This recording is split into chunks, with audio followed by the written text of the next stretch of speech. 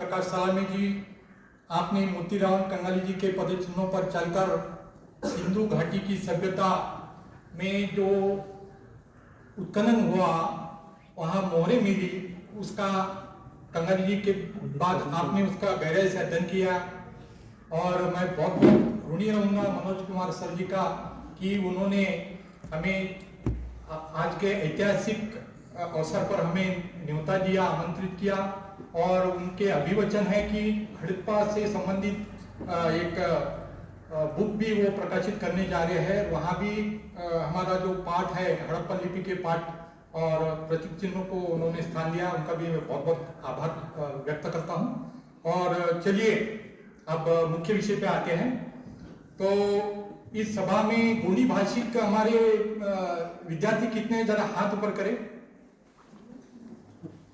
उंदी, रण, मूंद, नालूम, सयूम, सारू, मतलब 6 लोग हैं गोंडी भाषा वाले। बहुत बहुत खुशी हुई है, मुझे तो लगा कि कोई भी और एक किसी ने तो भी हाथ ऊपर किया, तो उनको भी मैं सेवा करता हूँ कि लाखों वर्ष पूर्व की गोंडी भाषा उन्होंने जिंदा रखी है। और इसी गोंडी भाषा के रूट मार्फेम्स अर्थात मूल रूप ग्राम से हड़प्पा लिपि पढ़ी गई है अर्थपूर्ण रूप में। तो मैं आपके सामने एक शिरडी सिंगार सैला पाटा प्रस्तुत करूंगा जो गोंडी भाषा में है। और वो आज भी बालाघाट, मंडला, बैतूल, छिंदवाड़ा, सिवनी और इस नर्मदा घाटी के परिक्षेत्र में गाया जाता है। मुखोद्गत है, रेना रेना रे, रेना रेना रे, रेना रेना रे, रेना रेना रे, केंजा नौर दाऊ केंजारो, जुन्नाल बेरो ते फड़ा कल डुबासी, जुन्नाल बेरो ते फड़ा कल डुबासी, शिरडी सिंगार मरुंग सी हंजी मत्ता। अर्थात केंजा यानी सुनो, केंजा नौर दाऊ, तो ये हमारे पिता शक्तियों की सुनो। पुराने जमाना में एक महाप्रलय हुआ था। शिरडी सिंगार मरुंसी हंजी मत्ता, शिरडी सिंगार यानी यह हमारी सिंगार द्वीप है, पंचखंड धरती गोंडवाना है, साउथ हेमिस्फीयर है, दक्षिण गोलार्ध है, वहां डूब गया था महाप्रलय में। केंजा नौर दाऊ केंजारो, समदूर ते उंदी अमूरकोट डुम्मा, समदूर यानी समुद्र, समुद्र में एक अमूरकोट डुम्मा, एक टीला था अमूरकोट का। ये पोरो अद तला तलसी मत्ता, ये यानी पानी के ऊपर उसने, उस टीला ने, मतलब जो अमूरकोट परिक्षेत्र का जो टीला है सबसे ऊंचाई पर, तो उसने अपना तल्ला यानी सिर ऊपर रखा था, मतलब वो डूबा नहीं था। तो अमूरकोट का अर्थ होता है कि जो पानी में कभी कभी भी डूबा ना हो। अमूरकोट, अ का अर्थ होता है संक्षिप्त में अल्ले, अल्ले यानी नहीं, हम इल्ले कहते हैं ना, इल्ले यानी नहीं, अल्ले भी कहते। मूर यानी समाप्त होना या मूर यानी डूबना, अल्ले मूर यानी कभी भी डूबा नहीं, ऐसा इसलिए उसका नाम अमूरकोट है। तो फरावेन सल्ला गांगराता जोड़ा, कासो कावाल अरी पीसी मत्ता, केंजा नाव दाऊ केंजा। तो फरावेन सल्ले गांगेर ज्येष्ठ दाई दाऊ का जोड़ा, कासो कावाल अरी पीसी मत्ता यानी कासो यानी ये अपना कछुआ, और कावाल यानी कौवा। तो उस पर कछुए पर बैठकर वो निकल गए थे। वाची रंग अंडानुम गोदाते, कोयावेन जीवाना मुंसार कीता। तो उस प्रथम ज्येष्ठ दाई दाऊ फरावेन सल्ले गांगेर को 2 बच्चे, अंडाल यानी 2 बच्चे जन्म दिए। उनका नाम था आंधी रावेन पीरियो और सुकमा पीरी। और उन्होंने इस शिरडी सिंगार में फिर क्या हुआ, महाप्रलय के बाद में वो जो टीला था जो कभी डूबा नहीं था अमरकोट का, तो फिर ढलान के समय वो जमीन को शोध करने के निकले कासो और कौवा पर सवार होकर। तो यहाँ जो गाथा है वो मैंने आपको संक्षिप्त में बताया, ये बहुत लंबा चौड़ा पाठ है, 1 घंटा तक चलता है, तो मैंने संक्षिप्त में बता दिया कि आज भी हमारे कुंड की मुंह जबानी में ये पाटा यानी गीत यहाँ पर मौजूद है। तो सगाजनों, और विद्वानगणों अध्ययनकर्ता कि अमरकोट को अभी वर्तमान में अन्य लोगों द्वारा अमरकंटक कहा गया। अमरकोट का हो गया अमरकंटक हो गया। मध्य प्रदेश के अनूपपुर जिले की इस अमरकोट स्थित है। अमरकोट का अर्थ ही समुद्र के पानी में कभी न डूबा ऐसा कोट है। ठीक है, तो यहीं से हमारी जो फरावेन शल्य गांधी रहे प्रथम दाई लघु है, उनका जन्म हुआ और उन्होंने 2 बच्चों को जन्म दिया, सुकमा पीढ़ी और पीढ़ियों, और उन्होंने अपना वेल विस्तार संपूर्ण धरती पर विस्तारित किया और वो कोट और गुफा से बाहर निकले, खेती बाड़ी करने लगे, शिकार आके ट्यूब में चले गए, खेती बाड़ी नारकोट व्यवस्था बन गई। और इस बात का एक बहुत ही जबरदस्त गोंडी भाषा में प्रमाण है गीतों में कि कैसे ये अमरकोट का उल्लेख इसमें आ गया है कि वो गोंडी पाटा में कहते हैं कि भाई संक्षिप्त में बताऊंगा, ये भी लंबा चौड़ा पाटा है कि नर्मदा घाटियों में जिस मानव समुदाय की विकसित हुआ वह अति प्राचीन है और यह भी प्रमाणित है कि नर्मदा घाटियों में कोया वंशीय गोंड समुदाय की सभ्यता का उद्गम और विस्तार हुआ। इस तथ्य की पुष्टि गोंड समुदाय में प्रचलित लोक साहित्य के बोल से होती है। मैं गोंडी में बताने जा रहा हूँ, उसका अर्थ भी बताऊंगा।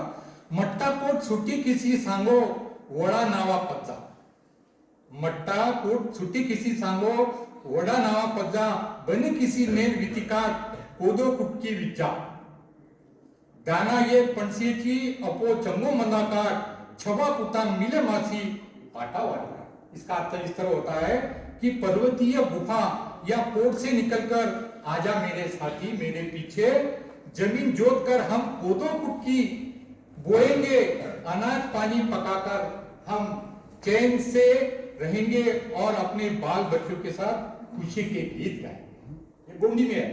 और प्रकृति की कोप से कभी कभी विस्थापित होने की भी नौबत आ जाती है। कोप होता है, भूकंप आता है, तो कहीं जल प्रलय यानी नदी को पूर आ जाता है, तो ऐसे कठिन अवस्था की नौबत उन पर आती थी। इस अवस्था को प्रकट करने वाला साहित्यिक बोल भी गीतों के माध्यम से गोंड समुदाय में आज भी प्रचलित है। 3 कड़ी है, 2 कड़ी। पीर वायो वड़ी वायो, पीर वायो वड़ी वायो, नर्मदाल वच्ची हत्ता, दाना बहुम पंडा तूड़ी कोरो आसी हत्ता, हिगा बाड़ी मंदाकाट अपो तोरु सायाले, रेहत नाटे दाकाट कमे संग क्या। कितने सुंदर बोल है इस पंक्तियों के कि पानी नहीं आता, हवा नहीं आती, और ये जो हमारी नर्राल नादाल है, नर्मदा है, वो सूख गई है। और ये जो अनाज के दाने कैसे पकेंगे, क्योंकि हमारी जमीन जो है यहाँ की वो सूख गई है। कोरो आसी हत्ता, हिगा बाड़ी मंदाकाट, हिगा बाड़ी मंदाकाट यहाँ क्यों रहेंगे? मरने के लिए। हिगा बाड़ी मंदाकाट अपो कोरु सायाले, रियात नाटे दाकाट, यानी दूसरे गांव जाएंगे, कमे संगने क्या ले, और हम कमाएंगे। तो ऐसे इस पर से ये सिद्ध होता है कि नर्मदा घाटी का जो नर्राल मादाल है, यह कोया वंशीय गोंड समुदाय का वंश पीढ़ी है और यहीं से कोया पिलांग धारा प्रवाहित हुई है। ठीक है, इसको अन्य लोग बात बिड़ा भी कहते हैं, कोया वंश की पीढ़ी कहते हैं। तो इतना संक्षिप्त इतिहास अमरकोट का आपको यहाँ मैं देने के लिए अनिवार्य समझता हूँ। और बाद में साहब मनोज कुमार सर ने कहा है कि भाई जो सांस्कृतिक परंपरा है, गोंड समुदाय का कॉन्स्टिट्यूशन है, कल्चरल वैल्यूज है, उसके ऊपर भी आप रोशनी रख सकते हैं, ऐसा मनोज कुमार जी ने यहाँ पर उन पे कहा। तो देखिए, जो पहानी पारिकुपार लिंगो है, स्वर व्यंजनों के अधिष्ठाता, कुल चिन्हों के प्रदायक, तो उनके एक वचन है, हम एक दूसरे को जब मिलते हैं तो सेवा दाऊ सेवा दाई, ऐसे कहते हैं, सेवा दाऊ सेवा दाई। उन्होंने सेवा दाऊ सेवा दाई कहा है, यानी मराठी में, हिंदी में नमस्कार होगा। लेकिन ये जय सेवा मंत्र जब बच्चे लोग जरा ध्यान से सुनिए, इधर देखिए, जो कोई भी मेहमान आते उधर मत देखिए, बैठिए, ध्यान से सुनिए।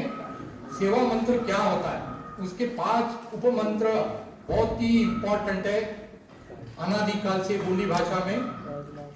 श्रीमोदियाम श्रीमोद सिंह तमिल चिताल ऋग्वेद जी की।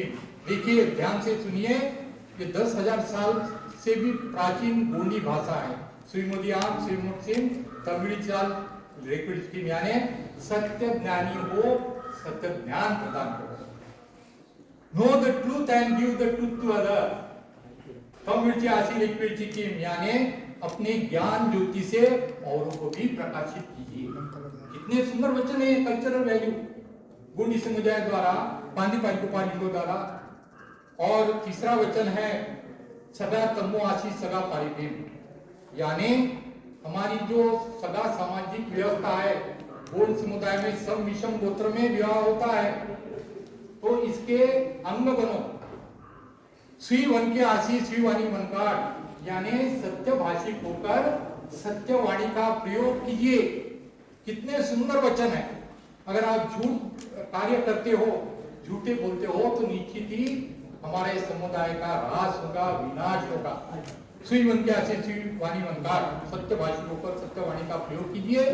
और सेवक का आशी सगा सेवा से, यानी एक सेवक होकर अपने समुदाय का की सेवा करो। सेवा करने से क्या होता है, कल्याण प्राप्त होता है, बेनिफिट मिलता है। इतने उच्च कोटि के विचार ये गोंडी समुदाय के सांस्कृतिक विरासत है। और एक वचन देता हूं, सभी के लिए वो लागू है। ये प्रकृति का हिंसावादी मार्ग है। प्रकृति हिंसावादी भी है और अहिंसावादी भी है। आप कहेंगे सिर्फ अहिंसा, हिंसा तो नहीं, हिंसा भी कई कई अनिवार्य होती है। जीवा परो जीवा सीता इदे निवे आंदू सिरडीता, एक जीव दूसरे जीव पर निर्भर है, ये प्रकृति का नियम है। करो जीवा भिन्न से मायता, करो जीवा भिन्न से मायता, हीनो जीवा मुने मासी हंता। अर्थात जो बलवान है, शक्तिशाली है, वह संघर्ष करते रहता है, और जो कमजोर है, लाचार है, गुलाम है, उसका अस्तित्व खत्म हो जाता है। कितने सुंदर वचन है गोंडी कल्चर के। तो हमारा कहना यही है, मैं archaeological survey of India, Indira Gandhi university के कुलगुरु मान्यवर आनेवर, उनको भी विनंती करूंगा, आर्कोलॉजिकल सर्वे ऑफ इंडिया को भी मैं ये विभाग को विनती करूंगा मनोज कुमार जी, कि जो हमारी भारत की प्राचीन धरोहर है, प्राचीन सभ्यता है, तो वो गोंडी भाषा में है। तो गोंडी भाषा का अध्ययन कक्ष इस यूनिवर्सिटी में स्थापित किया जाए, ऐसे मैं हाथ जोड़कर विनती करता हूँ। अन्यथा हम सत्य ज्ञान प्रकाश से वंचित हो जाएंगे, और हमारी देश की, भारत देश की प्राचीन धरोहर बचाने के लिए ये बहुत अनिवार्य है। अब आते हैं मुख्य विषय पर। सैंधवी लिपिका गोंडी में उद्वाचन, जो कि 2002 में मोतीराम कन्नाजी गोंडवाना साहित्य अधिपति, इन्होंने अपनी पुस्तक पूर्व में बता चुके हैं। सैंधवी लिपिका गोंडी में उद्वाचन जिन्होंने पढ़ी है, मैं एक सिर्फ एक माध्यम करके आया हूँ सर जी। और वैसे तो मैं पेशे से एग्जीक्यूटिव इंजीनियर काम बिजली घर में अभी सेवानिवृत्त हुआ हूँ, लेकिन 7वीं क्लास में राष्ट्रभाषा प्रचार समिति हिंदी परीक्षा में हम जिला प्रथम आ गए, और हमारे सर जो हिंदी पढ़ाते थे वो द्वितीय श्रेणी में पास हो गया, और मैं उनका स्टूडेंट डिस्ट्रिक्ट फर्स्ट आया हूँ। तो कहीं तो भी इस प्रकाश सलामी के अंदर एक साहित्यिक छुपा है, वो सिद्ध हो गया, उसको हमने बाहर निकाल दिया। आप भी सोच रहे ये तो एग्जीक्यूटिव इंजीनियर ने पेशे से तार लेकर बिजली बनाते हैं, लेकिन कक्षा 7वीं से मुझे अभिरुचि शुरू हो गई, और मैं साहित्य क्षेत्र में घुस गया। और ये बच्चों को मैं बता देता हूँ कि मुझे पहले गोंडी नहीं आती थी, आपकी उम्र का था, उम्र के 30 साल तक, लेकिन गोंडी भाषिक क्षेत्र में जाकर सावंत सर जी, मनोज कुमार जी, 2-2, 3-3 गोंडी भाषिक क्षेत्र में हम मुकाम करे, रात भर सुनते रहे ये गोंडी में क्या बोल रहे हैं। और education is what? Education means deep, क्या बोलते हैं, सूक्ष्म निरीक्षण। और पार्टिसिपेशन, सूक्ष्म निरीक्षण और पार्टिसिपेशन कॉल्ड एज एजुकेशन। अगर आप उसमें सहभागी नहीं होते तो आपको भाषा कैसे आएंगी। तो जैसे ये गोमानक के गोड है सर मनोज कुमार जी और अभ्यासक्रम और विद्यार्थीगण, तेलंगाना के गोंडी भाषिक लोग तेलुगु भाषा सीखने के लिए मजबूर हुए। मैं महाराष्ट्र का गोंडी भाषी, लेकिन मुझे मराठी में शिक्षा प्राप्त हो रही है। कर्नाटक के गोंड लोग गोंडी भाषी कन्नड़ भाषा सीख गए, है ना। उड़ीसा के 20 जिले हैं, उनकी मातृभाषा गोंडी है, गोंडी भाषा सीख गए, व्यवहार करने लगे। छत्तीसगढ़ जो बस्तर जो कोर एरिया है, उनकी मातृभाषा गोंडी है सर, लेकिन उनको शिक्षा मिल रही हिंदी भाषा में। अगर वो उस प्रदेश की जो स्थानीय भाषाएं सीख सकते हैं, तो हम जो नॉन गोंडी स्पीकिंग पीपल है, वो गोंडी भाषा क्यों नहीं सीख सकते? ये मेरा एक सवाल है। अवश्य सीख सकते हैं। और गोंडी भाषा सीखने से आप बहुत ही यथाशीघ्र हड़प्पन लिपि गोंडी भाषा में कैसे पढ़ी गई समझ सकते हो। तो दिस इज माय प्रेजेंटेशन। तो हम चाहते हैं कि वैसे तो मूलतः हिंदी में है, लेकिन हमारा कुछ कम्युनिकेशन हुआ, बच्चों को डीपली ये समझ में आ सके हड़प्पन लिपि कैसी पढ़ी गई है, इसलिए हम हिंदी में इसका प्रस्तुति करने जा रहे हैं। गोंडी भाषा के मूल रूपोग्रामों का उपयोग करके सिंधु लिपि का उद्वाचन अर्थ। तो हड़प्पा मोहनजोदड़ो सिंधु घाटी की सभ्यता लगभग 5000 वर्ष पुरानी है न्यूनतम, और मोहरे में पाई गई लिपि सिंधु सभ्यता की भाषा, पहचान, संस्कृति के बारे में प्रश्न उठाते हैं। जैसे जब सर ने बोला है, बहुत लोगों ने दावा किया, अच्छी बात है, अपने अपने मातृभाषा में पढ़ने का प्रयास किया, लेकिन दुर्भाग्य से वे असफल रहे।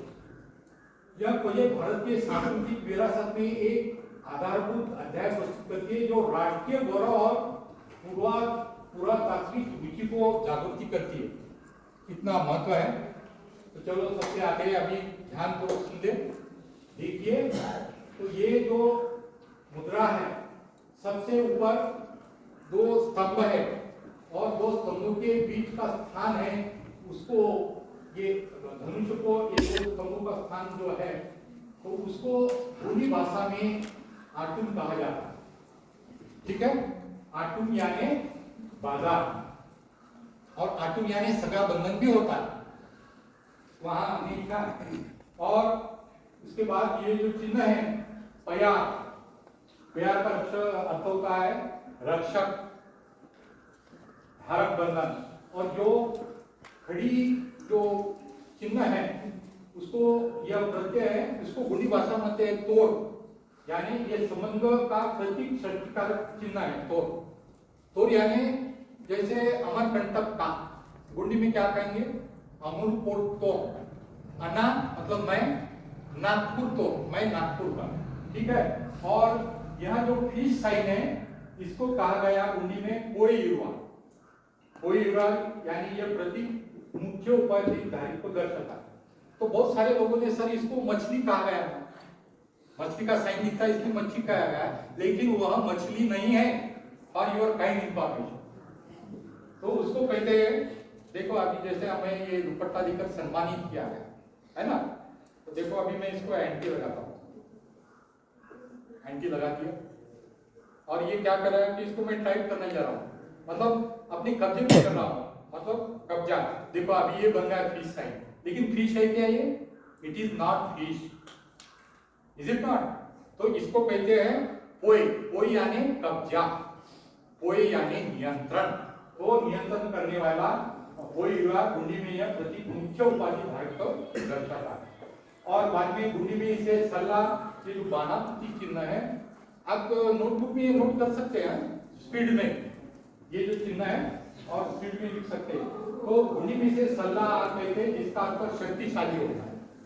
ये चिन्ह जो है बाण का, हड़प्पा लिपि में इस चिन्ह का प्रयोग चतुर्थी प्रत्यय के रूप में किया जाता है, यानी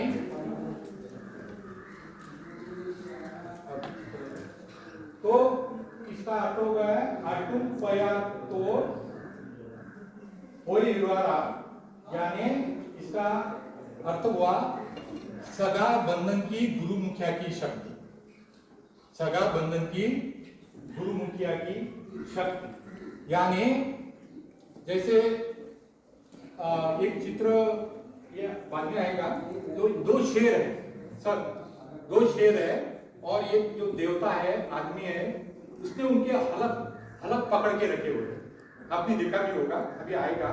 तो वो यह दर्शाता है कि सगा बंधन में विवाह वर्जित है। अभी आपका सरनेम क्या है? सही है, यादव। यादव। और आपका? अच्छा। और सावंत जी? सावंत सरनेम है ना आपका? सावंत। हाँ, हाँ। तो कैसा है कि समसगा गोत्र में विवाह वर्जित होता है सर, समसगा में समपुण्य चिन्हों में विवाह वर्जित होता है। जैसे मेरा सरनेम सलामी है, तो मैं सलामी के साथ शादी नहीं कर सकता था। मैं आई बिलोंग टू 6 फैक्ट्री, मैं 6 सगा धारक हूं, तो 7 सगा धारक की लड़की के साथ मैं शादी करूंगा, है ना। सम विषम गोत्र में विवाह प्रस्थापित होगा। और लॉजिकली मैं बता दूं, इसका वेद बता दूं कि जो मैग्नेट होता है south pole north pole, is it not? Magnet तो देखा होगा आपने, चुंबक, नॉर्थ पोल साउथ पोल। तो north pole south pole opposite pole they attract each other, here same pole they repels each other. मतलब 6 सगा 7 सगा भाई बहन होते हैं, क्योंकि वो सजातीय है और विजातीय में शादी होती है। ये कितना सुंदर लॉजिक है। बेसिकली वो लोग बोलते हैं 6 सगा है, ये 7 सगा है, अन्य लोगों को पता ही नहीं सब ये 6 सगा क्या है, 7 सगा क्या है, 3 सगा क्या है, 2 सगा है क्या है। मतलब 1 से 12 तक ये सगा व्यवस्था है। ये बहुत प्राथमिक जानकारी है, इसकी जानकारी होना बहुत जरूरी है। जैसे एक सूर्य है, हमारी जो सूर्य माला है वो 12 ग्रहों से अलिप्त है, मतलब सूर्य है बीच में और एंटी क्लॉकवाइज डायरेक्शन वो घूमते हैं और 12 ग्रह घूमते हैं। सम विषम वो गोत्र के प्रतीक चिन्ह है, उनकी एक दूसरे में टक्कर नहीं होती है। हमारा गुरु ग्रह पृथ्वी के साथ टक्कर नहीं होता, शुक्र ग्रह पृथ्वी के साथ टक्कर नहीं होती, वो अपनी अपनी परिसीमा में परिभ्रमण करते हैं। सम विषम गोत्र की रचना।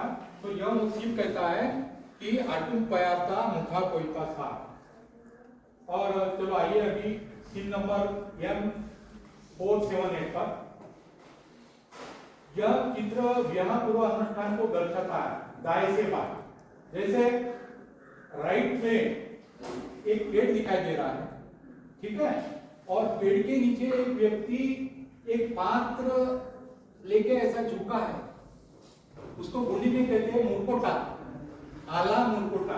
पात्रधारी झुका हुआ पात्रधारी, बाद में 4 खड़े डंडे है और फिर पात्र है और 2 डंडे के बीच में एक व्यक्ति है, बाद में कंघी की निशान है, उसको कहते हैं कीरा।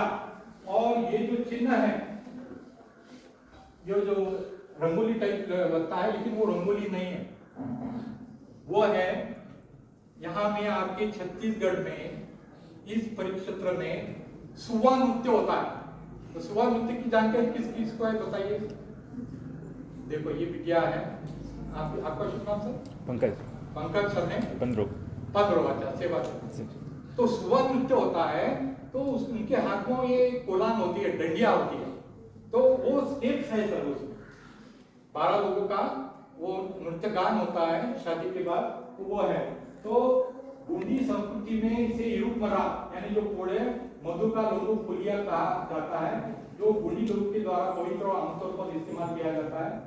एक व्यक्ति पेड़ के सामने कंटेनर पकड़े हुए आगे झुका है, गोंडी में इसे मरा आला मुकुटाल के रूप में जाना जाता है।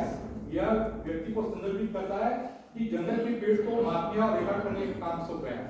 देखो ये आला मुकुटाल क्या करता है कि जंगल में जितने भी पेड़ है पौधे है उसका वो मतलब रिकॉर्ड रखता है और उसको काटने नहीं देता। और ये 4 स्तंभों के बीच में जो बर्तन है, चावल के कटोरे चढ़ाने के प्रतीक है, तो वे चढ़ावे पक्षियों और कीड़ों को आकर्षित करने के लिए चढ़ाया जाता है। मतलब पहले आज्ञा लेनी होती है किसी भी पेड़ की, मतलब डाली काटने के पहले वहां पर चावल डाले जाते हैं चढ़ावे, तो पेट पे रहने वाले कीटकुट वगैरह नीचे आ जाएंगे, नहीं तो आपके साथ आपके गांव में मंडप में चले जाएंगे। 9 डेली यूज होता है। तो 2 डंडे पकड़े हुआ व्यक्ति यानी इरू डांडिया कहते हैं, 2 वो अति प्रतिष्ठित व्यक्ति होता है, सम्मानित गांव का व्यक्ति। और 12 मंदिरों का एक समूह यह पारंपरिक गोंडी नृत्य समूह का प्रतिनिधित्व करता है। इस नृत्य को कोलान कहा जाता है। ठीक है, ये जो है कोलान कहा जाता है, जो एक अनुष्ठानिक और उत्सवपूर्ण शामिल होते हैं, जो आमतौर पर उत्सव या धार्मिक पर्वों पर होता है। हाँ, तो यह जो मुद्रा है, इस मुद्रा में मोतीराम कंगाली जी ने पढ़ा है, ये आल यानी कर्मी, वर्कर, कामगार, यानी वो कार्य और स्थिति दर्शाता है। ठीक है, जैसे खेती करने वाला उसको कहते हैं, खेती को कहते हैं नेल अधिकाल, नेवाल यानी खेती करना। ठीक है, ये आल कोया यानी काटना, मतलब जो गोंड समुदाय के 750 गोत्रों में विभाजित किया है। आल कोया पांदी यानी श्रेष्ठ, और ये कोई रोयाल यानी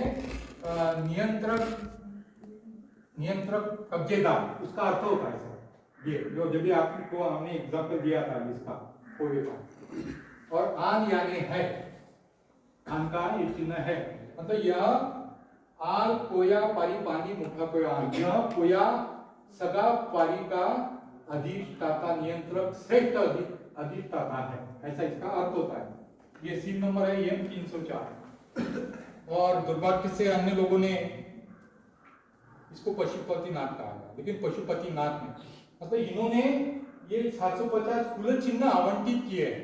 जैसे मैं सलाह में, मुझे मेरे 3 कुल चिन्ह है सर।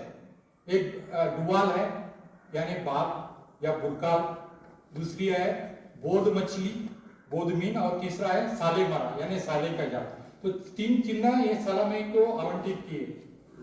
3 इंटू 750 यानी 2250 कुल चिन्ह को एक तरफ हम भक्षण करते हैं, जिसका कुल चिन्ह नहीं वो भक्षण करेगा, और जिसका कुल चिन्ह है वो भक्षण नहीं करेगा। इस तरह प्रकृति को नियंत्रित रखने का काम करते हैं।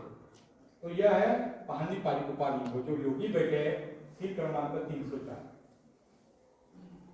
अरे हाँ, तो जो जैसे मानव चिन्ह है, एकल चिन्ह, आप देख सकते हैं, इस चिन्ह को आल कहते हैं, और हिंदी भाषा में इसका प्रयोग मानव के लिए होता है।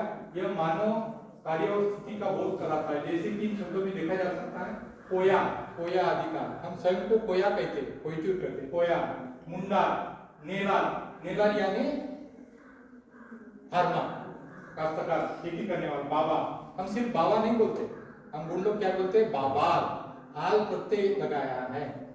हम सिर्फ दादाल नहीं बोलते, दादा, आल प्रत्यय लगता है। इसलिए गोंडी द्रविड़ परिवार की भाषा होते हुए भी इसके जो अभिलक्षण है वो तमिल, तेलुगु, कन्नड़, मलयालम से अलग है, उनपे आल प्रत्यय नहीं आता।